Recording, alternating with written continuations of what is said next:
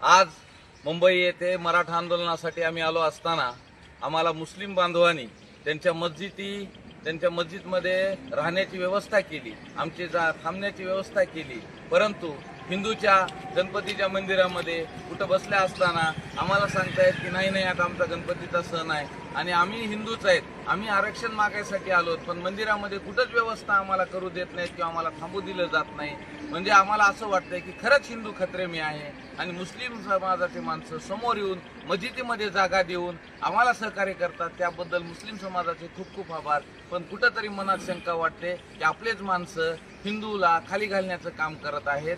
खरंच आम्हाला मंदिरामध्ये कुठं थांबण्यासाठी रात्र दिवस इथं सारखा पाऊस येतोय मुंबईमध्ये, तरी सुद्धा कुणी सहकार्य करत नाही, कुणी सहकार्याची भावना करत नाही। हिंदू हिंदूलाच मारायला उठलाय, त्याच्यामुळे हिंदू खरंच खतरे में आहे। आज मराठा समाजाला असं वाटतंय की बाबा आम्ही हिंदू नाही आहेत का, आम्ही पण हिंदूच आहेत की, मग आम्हाला कुठंतरी मंदिरात आज पाऊस येतोय म्हणून आम्हाला कुठंतरी राहण्यासाठी तरी किमान जागा द्यावी, अशी विनंती मी या माध्यमातून सर्वांना करतो। आणि एक मराठा लाख मराठा, एक मराठा लाख मराठा,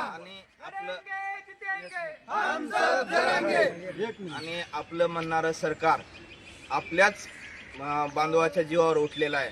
काल रात्रीपासून लाईट, पाणी, रस्ता, टॉयलेट, दुकान, मार्केट सगळं बंद करण्याचे आदेश दिलेले आहेत। इथल्या बांधव म्हणत आहेत की आम्हाला जाणून बुजून आणि बळजबरीने दुकाने बंद करण्यास भाग पडलं आहे।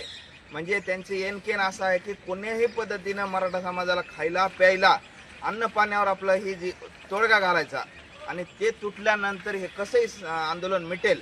आणि इथंच लाईट नाही बंद केलेली, वाशी कन्व्हेन्शन सेंटर, पुन्हा ईस्टर्न एक्सप्रेसवेचे लाईट, जिथं जिथं सार्वजनिक लाईट आणि जिथं जिथं मराठा बांधव थांबलेला आहे तिथं सर्व ठिकाणी लाईट बंद केलेली आहे, पाणी बंद केलेलं आहे।